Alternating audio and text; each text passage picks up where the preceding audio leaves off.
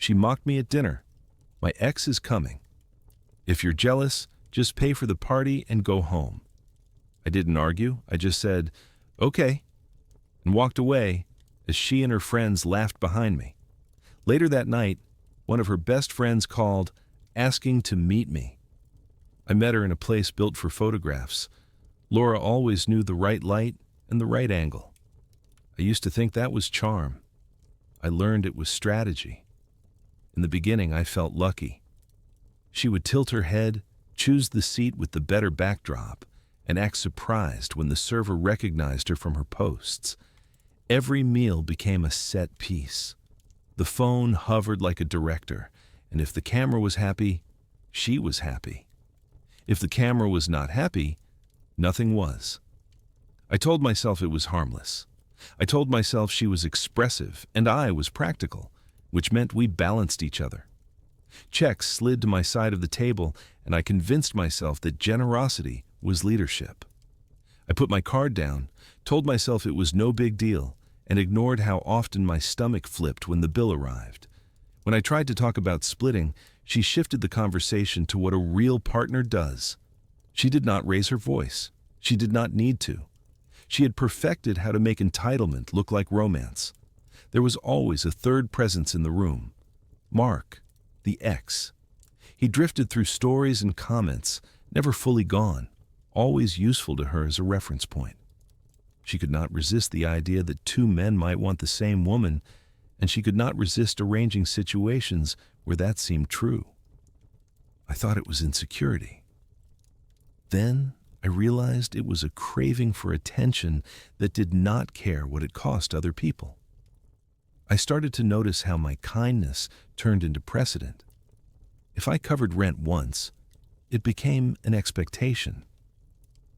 If I bought flights to fix a plan she made without checking her bank account, it became proof that I understood her lifestyle. She would brag about my support in a way that sounded like affection, but it was actually accounting. I was a ledger with a heartbeat. I was there to pay, there to praise, there to pose. The dinner where it ended was not supposed to be dramatic. Friends and family shared a long table, the kind of night that looks expensive even before the food arrives. I felt that familiar pressure in my jaw as the phones came out, as the wine arrived, as personal stories turned into public performances. Then she staged the moment. It was not a mistake. It was a test. She wanted to watch me swallow my pride and keep the image alive. When she said that line about her ex coming and me paying and going home, the room did not go quiet. It went louder. Laughter rolls easily when dignity is pushed off the table. I did not defend myself. I did not audition for respect that should have been basic. I signed the check with a steady hand, tipped the staff because they had to serve a circus they did not create, and I stood up. I did not announce anything. I did not ask permission. I walked out. The night air felt like the first honest breath I had taken in months. 2 hours later, the call came from one of her closest friends. She sounded embarrassed and said there were things I should know. She admitted Laura had been seeing Mark behind my back and that the dinner humiliation was a planned stunt to poke me into a jealous scene, which would give her a story to tell about how controlling I was. I listened without interrupting. I thanked her for the honesty. I told her I was done and safe. I said I did not need screenshots for a public trial. I would hold my silence and move forward. The revenge started with a whiteboard in my living room. I wrote 3 words at the top: audit, boundaries, exit. I pulled my bank statements and highlighted every recurring charge that existed because she wanted it and I had agreed. Subscriptions, deliveries, luxury conveniences that freed up her time so she could keep chasing attention. I canceled what had my name and removed my cards from what had hers. I took back spare keys. I moved personal documents to a safe box. I emailed the landlord to confirm that the lease and insurance were solely in my name and notified them in writing that no one could modify anything without me. I copied myself to a secondary account and archived it all. I sent Laura one message: It was short and calm. I said the relationship was over, that my decision was final, and that the only communications I would accept would be logistical ones that belonged in writing. I blocked everything else. I did not ask for an apology. I did not ask for closure. Begging people to understand harm they enjoy is a waste of breath. People will tell you that silence is weakness. Those people often like noise because noise hides patterns. When the noise stopped, patterns became obvious. The first pattern was how quickly the audience scattered when there was no show to attend. Her circle had been loyal to the performance. Once it was gone, they wanted distance from the mess. A few drifted toward me with quiet respect. Most disappeared. I did not chase any of them. I did not need a new crowd. I needed a new life. I shifted my schedule like it was a second job. Sleep at the same time, gym without posting, food that did not come in delivery bags. I kept a notebook in my car and wrote down what I used to accept that no longer made sense. I wrote down sentences that had kept me stuck and replaced them with better ones. Not everyone who looks expensive is valuable. Not every apology is a plan. Not every compliment is care. I showed up to work early and left late. I asked for the project no one wanted and did it cleanly. The promotion came the way good weather comes, quietly and then all at once. New title, new pay, new team.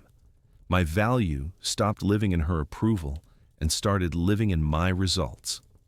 Word travels in small cities and smaller industries. Mark had switched jobs and landed at a vendor that wanted a contract with my company. I did not orchestrate this. The world has its own timing. His team submitted a proposal. I ran the review with 2 colleagues. We scored everyone on cost, reliability, and delivery history. His firm looked shiny, but the numbers wobbled. References were soft. Deadlines in their case studies stretched longer than promised. We chose a competitor that could actually hit the targets. I wrote the decision memo myself. It was factual and complete. It required no extra explanation. People think revenge is loud. Often, it is a spreadsheet and a standard that someone else cannot meet. Laura tried to orbit me again through mutual friends.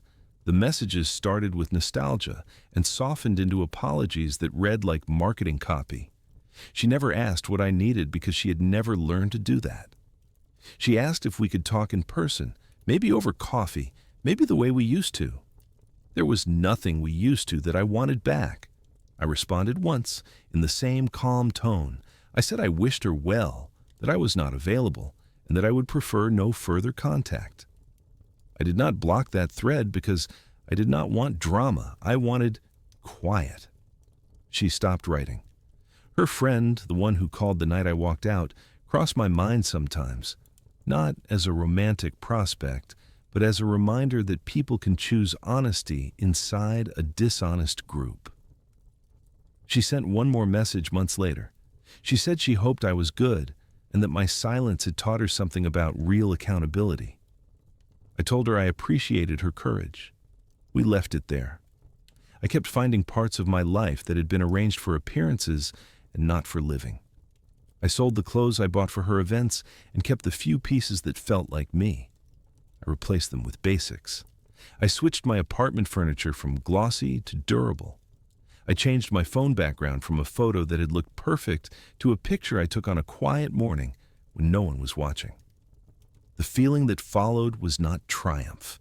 It was relief. Then came the moment that felt like a chapter closing. My team hosted a workshop for that new vendor we had chosen. It was a full room with name tags and cups of coffee that tasted better than they smelled. During a break, I saw Mark in the hallway talking to someone from another company. He recognized me and did the tight smile people use when they are trying to read the room. He approached like we might share a friendly past. We did not. I nodded once, neutral and polite, and returned to my team. I did not need him to know I knew. I did not want credit for restraint. I wanted my life to stay aligned with my values. That was enough. I tell this story because a certain kind of revenge looks like absence at first. It looks like you quit the stage. People will say you were too sensitive. People will say you should have fought harder. People will try to measure your strength by how loudly you can win a public argument. The truth is simpler. Strength is refusing to fund your own disrespect. Strength is choosing standards over scenery. Strength is understanding that silence is not empty when it is full of boundaries. I do not romanticize what happened. I wish I had left earlier. I wish I had recognized the difference between attention and affection on the first day, not the last. I wish I had set firm rules about money and time and public behavior before I ever bought dessert for a camera. But regret loses its power when it turns into a plan. My plan was 3 words that I still keep on a fresh whiteboard at home. Audit, boundaries, exit. Audit what you are giving that no one earns. Set boundaries that you do not negotiate. Exit like a door is meant to be used, straight and clean. Months after the dinner, I sat in a quiet restaurant with a colleague after we wrapped a project. No photos, no performance. The server asked about dessert, and I realized I had not felt that old twist in my stomach in a long time. I paid because I wanted to, not because I had to. I walked home and slept without a replay looping in my head. Sometimes justice is not a headline. Sometimes justice is the absence of alarms in your chest when the check arrives. If someone is listening to this and recognizing their own story, here is what helped me. Write down exactly what happened without defending it. Name the pattern instead of the excuse. Separate what you did out of love from what you did out of fear.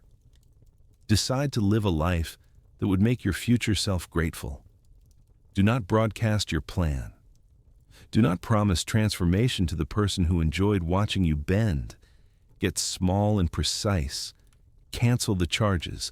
Close the doors. Make your bed. Show up for your own work like it pays for your freedom. Because it does. I did not punish Laura. The world she built runs on applause. Removing myself from the audience was the only consequence that mattered. Without applause, performances flatten. Without funding, entitlement fades. Without a willing partner, triangulation with an ex becomes busy work that no one respects. My revenge was not a scene in a restaurant. It was a life that no longer made room for the version of me who would have stayed seated after that line at dinner. I used to think love was proven by what you could carry. Now I measure it by what I will not carry again. I will not carry a camera as a conscience. I will not carry a bill as a leash. I will not carry a story where my role is to be tested until I break. The last thing I carried out of that restaurant was my own name. I set it down in a quiet apartment. I looked around. I realized the room finally belonged to me.